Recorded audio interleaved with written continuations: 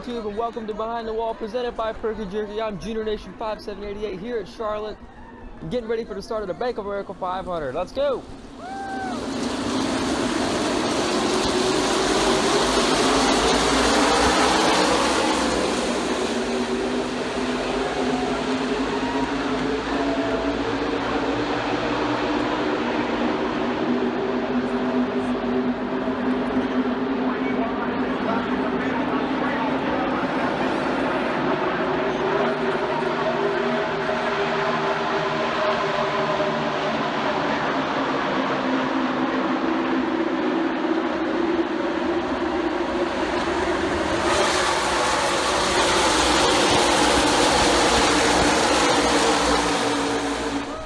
Enjoy the podcast. The Bank of America 500 has completed, and Martin Truex Jr. comes home as the winner. He led 2 times for 91 laps. Chase Elliott, Kevin Harvick, Denny Hamlin, and Jamie McMurray round out the top 5. Kevin Harvick actually led the most laps on the day, 4 times for 149 laps. This was the first race of the second round of the playoffs, and it was a decently eventful one, I'd say. Even though the first 2 stages were pretty straightforward, as Kevin Harvick won both of them and Chase Elliott finished second in both of them, so it was looking rather predictable, but still a little bit different than what we've seen all year long. Didn't expect to see Kevin Harvick that quick, but he certainly was. There was more yellows for contact than we typically see. Really awkward crash early on with Ryan Newman and Clint Boyer. Newman wasn't clear and stuffed himself into the wall. Joey Logano also got a significant amount of damage in that, and it hampered his day, and he, well, never recovered after that. Kyle Busch, wow, he had a hell of a day. Absolute day from hell! He was running second, and just all of a sudden, out of nowhere, just lost it, and hit the rear end of his car off the turn 4 wall. That was it. He just was nowhere after that. Absolutely miserable. Lapped multiple times. That hit with the wall knocked the crush panel out of the car, and he was breathing in fumes for the remainder of the race, over half of it. And it was like 200 laps. Yeah, exactly. Over 200 laps, like Dickhead just said. And and he obviously as well never recovered. It just got completely worse and finished in 29th place. 6 laps off of the pace. Well, there was a lengthy green flag run for the start of stage 3. It was almost looking like the damn thing was going to go completely green, but Kyle Busch, like we just say, his day from hell, he had many cautions on the afternoon, including bringing out the next to last caution, which set up a late race run, which was also set up by another caution. We thought caution would breed cautions, and at least they bunched up the field a little bit. Certainly made things interesting at the end, but Martin Truex Jr. came home as the winner, while AJ Allmendinger and Chris Buescher spun just for kicks, I guess, at the start-finish lines. Let's get right into race ratings. Obviously, I was there. I'll just go ahead and give mine first. I'll give it a 6.0 out of 10. I thought it was a solid race. It was decent for Charlotte. Let me just say that. It certainly was by far not the best thing I've ever seen at Charlotte, but not even close to the worst thing I've seen at Charlotte. So it was not bad. I think they could have done without the sticky shit in the outside groove. I think that hampered several people's weekends, and it was very slick up there. They really couldn't run the top as well, and that's something that I really noticed all day long from about everybody. And there was a lot of times where you get up to the top, and then people would just lose momentum like crazy. And in a weird way, that almost helped because it was an element to the race. It made them a little bit more interesting than some of the battles throughout the field. It was a decent event overall. I certainly wish there would have been a little bit more fight for the win, but that's any week, really. At least it wasn't totally predictable. Even with Martin Truex Jr. winning for the 6th time this year, still not bad. Nick, what was your race rating? I think I'll bump it up a notch and give it a 7. Like you said, for Charlotte, it was a really decent race past several years. I mean, the racing just has not been that amazing there. It still wasn't great today, but I do think the sticky stuff helped. A lot of guys were making mistakes in the rules package and the aero package this year. I mean, that really hasn't been a huge factor, but there were a lot of cautions, like we said, for actual incidents and not just debris or stages. So I like when it's a challenge out there. I want to know that the drivers are having a tough time, and some more than others, obviously, but it was pretty exciting. And then if you factor in Xfinity, I mean, that was about the same. It was good stuff. Kane? Yeah, I have to agree. It was definitely one of the more interesting race weekends this year, and I think I'll give it a 7 as well. Obviously, like Nick said, it wasn't that predictable. I mean, with Truex 1, obviously, that's no surprise there. But early in the weekend, nobody thought he was going to win. He didn't even make it to the final round of qualifying. So to see him win after starting that far back, it's kind of a surprise. So definitely one of the more unexpected race weekends we've had this year. I'd also like to add that, Truex, that's probably one of his more hard-fought wins of the year. He really had to go, I mean, obviously he went from whatever it was, 16th, I think, where he started, and he didn't even score 17th. points in, thank you, Nick. He didn't even score stage points in the first stage, so it was really a battle for him all day long. It was just kind of like one of those decent stories where people just worked on their car all day long, they made it better, and they came home as the victors. That's kind of what happened for Martin Truex Jr. today, so really, it wasn't bad. Like, yeah, you could look on the surface and be like, oh, goddamn Toyota win again. Why don't you let us know your hate on Toyota, Kane? Actually, don't, because we'll just go, God damn it, Kane. But the point is, it wasn't a shit show. Yeah, exactly. I mean, the main thing, like, I was just noticing during the race is, like, even though it was a 500-mile race, it didn't really drag at any point. I mean, yeah, there were green flag runs, but it was not to the point where you'd fall asleep. So, I mean, I was pretty much entertained the whole time, so it was nice to see. Yeah, and I'll tell you one thing. I mean, sitting in the stands, it really felt like it went by decently fast. Sometimes it didn't. The really long run in stage 3 kind of made it just drag just a little bit. That particular part was dragging, and it was pretty hot out there too. It was very weird. It was like it had a cloud cover, but it was really humid. Yeah, the drivers felt that for sure. Yeah, drivers and fans alike felt those effects. So, solid weekend in Charlotte. Okay, our topic for the week is the 2018 rules package for the Monster Energy NASCAR Cup cars. It was released earlier in the week, I believe. And I guess the big story coming out of that is it's not a huge change to the aerodynamics. They are reducing the downforce a little more, and they're doing that through the use of a common radiator / oil cooler and a common flat splitter. Spoiler, I believe it's going to be the same at 2.375 inches by 61 inches. They're going to have a high-speed in-car safety camera on all the cars, so just another safety element. They are using one rear gear. They are reducing the aerodynamic fans, and they are enhancing the IDR data, whatever that means. So, like I said, the main thing is it's not a huge difference. I mean, usually NASCAR likes to change things up, even mid-season. But this time they're keeping it a little simpler and letting it play out a couple seasons. Some of the fans a little pissed off about it because NASCAR changed something. They're like, why'd you change it? What are you doing that for? But if they don't change anything, they're like, wait, we didn't like it that way. Why aren't you changing it? So that starts that whole thing. But anyway, the package itself, what do you guys think of it? Well, obviously, like you just said, they didn't change much. So there's really not much to think because they didn't really change anything. It's like, okay, great. Thanks for letting us know. Pretty much. Yep. I really think that they should have done more. They're gonna have to over these next couple of years when they realize that people are just getting so sick and tired of it, and not to mention just for what the drivers want to. They still need to get rid of the damn splitter. We keep saying this over and over and over again. It's the most broken record when talking about NASCAR, the race cars themselves. Like, get rid of the splitter, get rid of them. It's a nuisance. Yeah.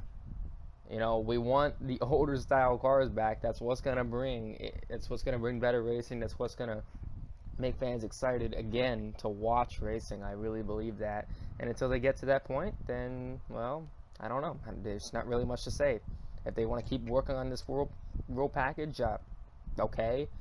But I've honestly kind of lost hope in the whole low downforce thing. I just basically take it as it is, and whatever. Really.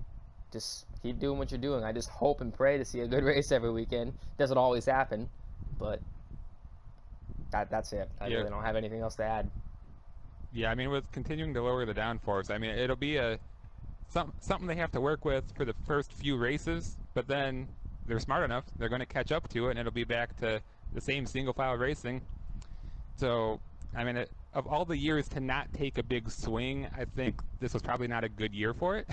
I wish maybe they did make some bigger adjustments, because you can only mask the racing with stages and stuff like that for so long. I mean, like you said, the fans are leaving for a reason. Ultimately, the product on the track isn't that great. You know, I'm not saying bring the exact 2005 cars back, but at least get it to where the racing is like that again. And it seems like they're just trying too hard, trying to change too much, and on one hand, like I said, that could be good, but they have not quite found a balance yet, is what I'm saying. So, No, Kane, and what are your thoughts? well, I also want to add Or that, Tyler, what are your additional thoughts? yeah. Well, I do also want to add that they have not done a very good job of cost cutting either. So that's a thing they really, really need to work on, almost before anything else. Yeah, Yeah.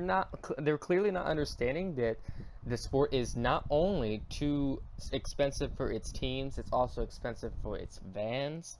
I don't think they get that. I mean, every outlet for the fans, tickets, merchandise, everything. It's way too expensive for fans. And with this entire growing world of things becoming more expensive and making less money, it's difficult to do anything. So they really, really need to work on making shit cheaper. Yeah, that's something Brian France actually said. He called into a Sirius XM show and said they want to cut costs and try to get that under control a little bit. Then fucking do So, it! I know. It's like, you can do something here. I mean, you got to do it. Quit, talking about it and do something, you rich pricks. Yeah. Yeah. Kane, go ahead. This new rules package, I really could care less about it. I mean, because it's not that much different than this year's. This whole cost-cutting measure, I mean, it's great for the teams because, let's face it, they can't keep spending more and more and more money every year. I mean, they're going to be strapped. I mean, even the big teams like Hendrick and Gibbs and, even Furniture Row, they're going to be completely strapped to cash. They already are, though. That's the thing. They already are. Yeah. Exactly, and they can't keep spending like this, all right? I mean, there's a rumor going around that their NASCAR is thinking about putting a salary cap on teams, so that they can only spend certain amounts of money when it comes to driver development, R&D, all that stuff. I heard that too, and I'm telling you, just to make this the simplest discussion, it's about impossible to police how much you spend for a race team. I mean, how are they going to police that? You can't. You just can't. All this shit goes on behind closed doors. So it's like, right. Like, what are you going to do? Put cameras in there? I mean, what the hell is this? Now, are you guys NASCAR? Are they going to be Big Brother? Like, what's this kind of bullshit? That's impossible to police. Realistically, they need to be understanding of the fact that they have to reduce the cost, because with the constant changing of the cars and shit like that, and all this new added technology, the prices rack up, the money keeps going up, sponsors have to pay more money, and that's why they're leaving in some aspects. These sponsors just don't want to pay the money, and I don't really blame them. You got to think about it. Some of the big time sponsors out there have to pay upward of $30 million a year to sponsor a cup car for all of their races. That's insanity, okay? That's not fucking chump change. It's unfortunate that it really just has to be such a business aspect that it is, but it can be a little more manageable, and NASCAR just really, really is shitty about that. They've just gotten worse. It's been getting progressively worse for 10 years, and they've sat there and watched it and just done nothing about it. Yeah, I mean, it's like they have to find a way to close the gap, like between the really good teams and the average teams and the Thornton Parker kind of teams, because like you say, the big teams are hard on money. I mean, imagine how like JTG Doherty Racing is doing. I mean, it's like the rich get richer, and then like what happens to the other guys? The competition is just so fierce that if you don't have money, you're not going to do anything. And I mean, like, it's a business, and you need the money. And I don't know. It's just gotten to a point where like NASCAR is so big that things are slowly but surely starting to get out of hand for certain things.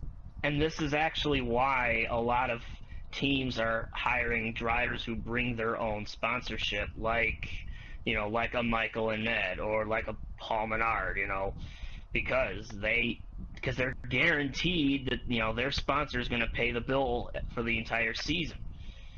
Well, that's the way it And is with most yeah. people, though. They bring their own Mhm. sponsor. It's not really the days of showing up to the track with your own shit, like, running single car teams and actually earning drives on merit. It just doesn't happen in this day and age. There's still plenty of people out there that have the drive and have the talent that bring their own sponsor. William Byron, I'd like to believe, is one. I believe that he has earned his drive, but he still brings the money. That's the reason why he got his ride with KBM, then in JRM. Well, actually, from JRM to KBM, back to JRM, and now into Hendricks. So some people are fortunate enough to have the talent, and some aren't. And that's just a whole nother damn discussion. Holy shit. Yeah, I mean, look at Bubba Wallace. I mean, the guy's talented as fuck, but he doesn't have a ride because, no sponsor. Exactly. Yeah. That's why his team Yep. had to shut down. That's why it's a really shithole situation, and it's unfortunate. Mhm. And it really wouldn't be as big of a deal if the sport didn't cost as much as it does. So, yeah. So we bring it back full circle. Moving on. Moving on. Okay, it's time to hand out some awards for the Charlotte race weekend, starting off with the classic boner of the week. Kane, who is the boner? Oh, this week's boner is AJ Allmendinger, who spun Chris Buescher, his teammate, for 17th, I think it was, as they were coming to the checkered flag. What the hell was that? I mean, it's bad enough that you had to wreck your own teammate, but for 17th? It's one thing if it were for the win, but 17th? Come on, man. God damn, I can't. I'd love to be a fly on the wall at the team meeting this week at JTG Doherty Racing, but, yeah. Damn it, AJ. What the hell were you thinking, pal? Brad Daugherty and team meetings can be going. We messed up big time on Sunday. I had sponsors in the stands, and I'm hugging and holding hands and kissing them in the ear and praying for a good showing. And what do? We end up looking like a monkey fucking a football out there. He'd be looking directly at AJ saying that. God damn it, AJ, you were a monkey fucking a football out there. And believe me, AJ Allmendinger really was. I had to watch him too much, honestly, in the afternoon, because that's where Dale Jr. decided to run around for most of the event. Luckily, he was well away in front of the bullshit when that happened. But, Thank God. AJ was just all over the place. I mean, I watched him run Junior to the fucking apron in the backstretch for running for 18th one line. It's like, I understand that you're fighting out there, and it is a race, and I'm not saying move over, but come on, don't be a total cocksalad out there. And that's kind of what he was. Not to mention on the last lap with the whole deal, that happened coming into the first dog leg, okay? Why the hell are you showing a nose going into the first dog leg coming to the checkered flag? Do you really believe you're going to have that much momentum to even get alongside him, let alone pass him? Come on, man. Come on, AJ. You a dinger. So anyways, our next award is Damn Mother Nature. Damn Mother Nature! God damn it, Mother Nature. Damn it, Mother Nature. That is the award. You fucking hooah. Fuck you, you fucking whore. I had to sit through your bullshit all Saturday long. I wanted to be at home at 6 o'clock, chilling. But where was I? Waiting for you to stop pissing everywhere, Mother Nature. Jesus Christ. You dicked me and everyone else that was at the racetrack that day around all day long. Of course, you were perfectly fine. You've been fine for a while. Now it's just like, oh, race time's marching into Charlotte. Fuck you! That's what you were doing to everybody. And I'm not happy. I commend you for not doing anything on Sunday, but you still wrecked my Saturday. You're just lucky Alex Bowman saved it for me. Or else, I would have been coming for you, Mother Nature. You're still a fickle bitch. Next award. The next award is Angela Reck, and that goes to Angela Ruck, Derek Cope's niece. You remember her, right? She always ran like ass and caused stupid cautions. Well, she caused 2 more in Xfinity pretty early on. She spun once, backed into the wall, got a little bit of damage. Then in that same stage, actually ended the stage under caution, she backed into the wall even harder. Because she couldn't hold on to her car because she still had damage from the first time. Hold on to your car. Why are you in that car anyway? How did you get your ride back into NASCAR? Oh my God. I guess, you know, she just needed to scrape a little more money for a new spray tan. Oh. And not only did she wreck, but her battery fell out on the second wreck, and Justin Allgaier ran over it, ending his day. Bitch. Bitch! Oh, Angela. Fucking whore. Next award, Bane. All right, our next award is the Straight Jacket Award! And it goes to Charlotte Motor Speedway because, first of all, they left the freaking stairs on the track, and poor old Aaron Jones, who was driving Jeff Burton's NBC Toyota on-track car, he clipped him! And he did very little damage to the car, but he completely obliterated the staircase. I mean, oh my God! Why would you leave the stairs there when there's a car on the track?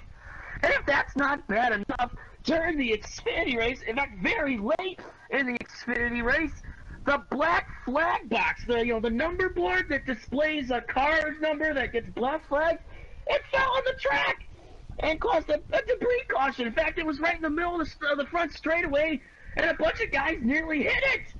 Charlotte Motor Speedway, you must be freaking crazy! Oh my God! And Jeremy Clements actually did hit it, I think, he said. Oh, really? Yeah. Because I noticed when it fell, it didn't get too far away from the wall, and then it hit again, and it was like closer to the apron, so someone had to have hit it, and I think he tweeted that it was him.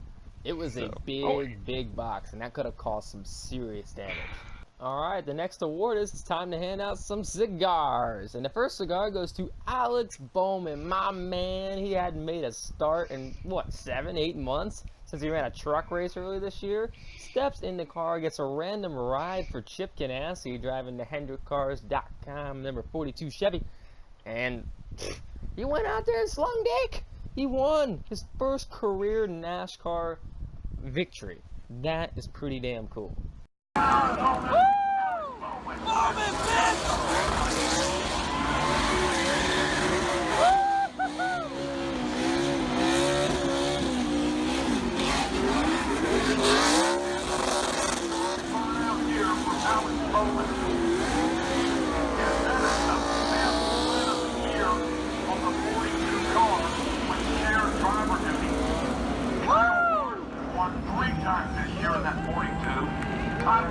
Won 2 weeks ago in Kentucky, and Alex Bowman has just his first career NASCAR victory. Where the hell is it? I'm glad to have been there to see it. Really made my night. I thought it was a cool deal. Good for Alex Bowman. Honestly, I never knew that he could win. I hate saying that, but like I just didn't think it would ever really happen for him. Like he just, I don't know, never really been in that too great of situations. And every time he always kind of got screwed. And he didn't get screwed. So, really happy for him. Cigar for you, man. Who's got the next cigar? That would be me, and it goes to Sam Hornish Jr., who started at the very back of the field because Xfinity qualifying was canceled due to rain, and the lineup was set by the owner's points, the rule book, of course. And Sam was driving the number 12 car for Team Penske, which has only run a small handful of races this year, so as a result, it was pretty down low in the owner points, and therefore started 34th, I think. Anyways, Hornish, in typical Sam Hornish fashion, or atypical, I guess, he went all the way from the back to the front and came home with a second-place finish. So, way to go, Sammy. And our final cigar goes to Kyle Busch. And we're glad he's okay. You can hate on him all you want, but, I mean, he went through hell, like we mentioned. Had a terrible day, spun out, hit the wall while running second, and then caused a few more cautions. Had a lot of carbon monoxide fumes, had heat stroke, he said. So he's getting a cigar for toughing that thing out for at least 200 laps. And it was hot, it was just terrible. He's just a tough driver. I mean, say all you want, but I mean, he got it done. So yeah, even though he brought it home 29th, he did all he could, got all the positions he could, and made the most of it. Went to the Infield Care Center because of it, but that just shows that he's a champion out there. And that does it for the awards. All right, it's time to take a look back at the best paint schemes of the week. Conveniently, they're all from Xfinity, actually, so enjoy the montage.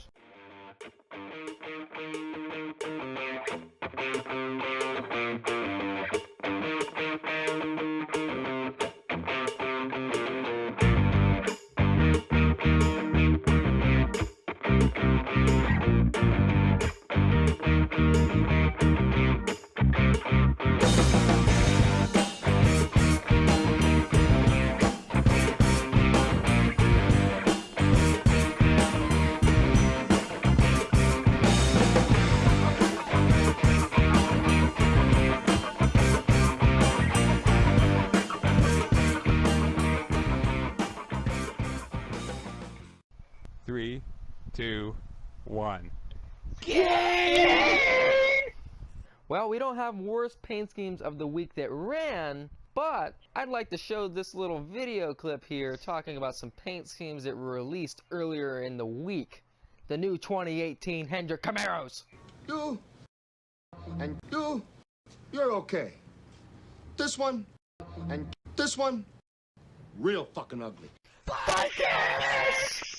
All right, it's time to recap the fantasy picks, and Nick comes home as the fantasy winner, picking Kevin Harvick, the stage 1 and 2 winner. Kevin got Nick 54 points, and Kevin finished the race in 3rd place, and he gets a 1-point victory over Damani, who comes home in 2nd. He picked Chase Elliott, who finished the race in 2nd. I got 3rd after picking Martin Truex Jr., who was actually the race winner, but he only had 47 points due to not getting any stage points in the first stage. And Kane, he really rounded out the rear this week by picking Kyle Busch. Kyle Busch only got Kane 14 points. That means Kane will have the very first pick for Talladega. So who are you taking, Kane?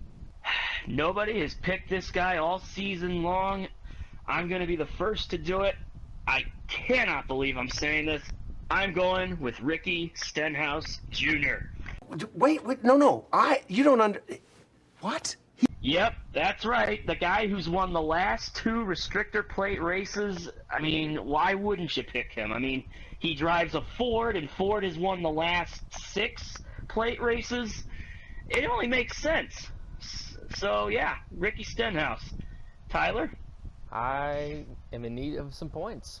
I thought Truex was going to get me the points this week, and even though he won the race, he technically lost me some, and I'm going to need to get some back. At this point, I'm feeling pretty wild cardish, considering wild card is the name of the game at Talladega. And this one is certainly a wild card. I got to go all in. One last ride. Dale Earnhardt Jr. I don't know how this is going to turn out. I really don't. I'm not putting every egg into this basket, but he's still damn good there. He'll ultimately go down as one of the best to ever run at super speedways. He really needs something to make this season kind of worthwhile for himself, for his team, for his fans. This is a great place to do it. They do have a lot of speed in a straight line, that's for sure, so I wouldn't be surprised to see them contend for the pole, and they'll be up front, and they just got to manage their race a little bit, and I think he could do it. I think he could end the forward streak at all the play tracks. So Dale Earnhardt Jr. taking him to win. Damani couldn't be with us as always, so here is his selection. Who? Brad Keselowski. Yeah, I don't know who you're talking about. Nick, you won. Congratulations on your victory. So you go last. Thank you. And who are you taking for Talladega? Well, I'm going to go with a driver that has always been pretty good at restrictor plate tracks. Unfortunately, sometimes he's a hashtag McWeapon out there. Whoa. That is Jamie McMurray. Let's go get that Big Mac. Big Mac now, boy. He's going to get it done. Oh, He's an man. aggressive driver at those tracks. He's going to be near the chase bubble, so I think he's one of those guys that can make something happen. Every man for themselves out there. Jamie's going to get it. Well, that wraps up yet again another episode of Behind the Wall presented by Perky Jerky. We hope you listened. You out there. If you listened to the whole episode, give us some feedback. We'd really appreciate it. We want to know what we're doing well or we're not doing well. If we should fire Kane or we shouldn't. We want to know. So for Damani HD, seriously, stop mentioning him. Jesus Christ.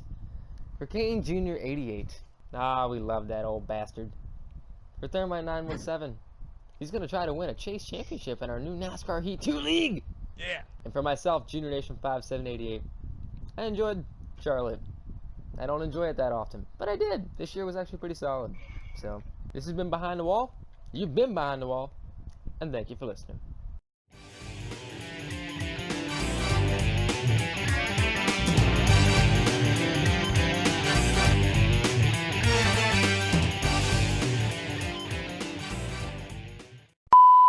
It's hard to talk over the cars. Because there's a lot of cars in my area. What? What? I can't hear you. The cars. They suck ass.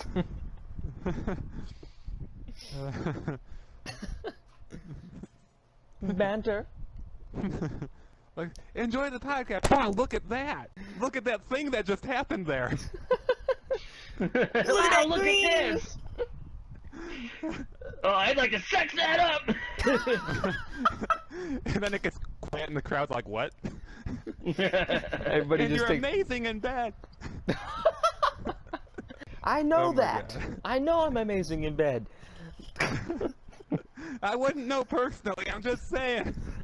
I've been God. told by others. Thank you. Oh. No, thank you. Focus on the race. We'll do that later.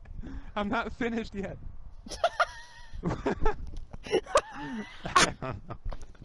Sometimes that's a problem. It's like, you know, she's ready to stop, and I'm like, I'm not finished yet. 5 more laps. Kane, meanwhile, Kane's over there just like, God, I'm David Reagan. I can't crash at Talladega. No, it's Stenhouse, and I can't get onto pit road at Kansas. Oh, here we go. Oh my God, it's not even that big of a deal. Well, I don't have a problem driving with stability control off. It's driving on the goddamn apron, where you can Don't spin drive out. On the apron. Well, I have to drive on the apron to get to pit road. You drive across the apron. It is very difficult, Kane. That's why they call it getting to pit road. Yeah. Getting to pit road. It's not just like, let's go to pit road. It's not like a jolly old joyride to pit road. Like, let's go to pit road. Grab your sandwiches. It's, you gotta get the hell on pit road. Gotta get. It's not that. It's slowing down. It's slowing down too. Kane, Yeah, you have a don't. problem with slowing down. Yes, you do. We found Well, that it's out. stability control off too. Again, You fucking stability got- control. Kane. You gotta be smooth on the brakes! This is what Now he when I have did. to get down from one, I have to. Oh, Dude, it is my so God. easy to slow down in this game. I'm talking like speed-wise, to reduce your speed. What you're probably doing is you're jamming on the brakes. You don't jam on the brakes. No, it's Feather not that. it. It's turning. I can't fucking turn without You spinning the just said it was- car out. Brakes! Don't turn while you're braking! Well, I have to turn to get to pit road. Jesus Christ. Brake first and then turn and then brake again. Pretty much. The Make America 500 at Charlotte is completed, and Martin Truex Jr. comes home as the victor. Martin Truex Jr. wins over Kyle. No, he didn't. It wasn't Kyle. Why the fuck did I say Kyle Larson? God damn it. Why did the fucking... Stupid J-Ski. I didn't like their order there. Martin Truex Jr. wins over Chase Elliott, Denny Hamlin. What the fuck? Just get the race results up. Son of a bitch. See, Kane's got me all fucked up right now, thinking about breaking in NASCAR Heat. See? Exactly, that's what I'm talking about. You can't do anything Martin right. Truex, Chase Elliott finished I already second. Kevin know. Harvick was. I will get there. I will get there. I'm redoing it now. Because you fucked me up. I don't like it. Have to pay upwards of Target. 30 million. You know. All right, I want to talk about something. All right. I'd like to say something that I've prepared. Oh my god. Oh, wait. Well, that was great. I mean, alright, next award. There is no more awards, you dipshit. I know. I totally bombed it. But, yeah, you bottled it hard at the end. oh man. Wait, You put that in the bottle. I'm trying to think how and to threw it end out. that better. Well, do you want to end it better? Yes. Then end it better. I'm trying to. 3, 2, 1. Kane! Kane! Should we fire Kane? Poll question. Hell yes. Hell yeah, man. Oh yeah. You're out of there. Go on. You're gone. Go on.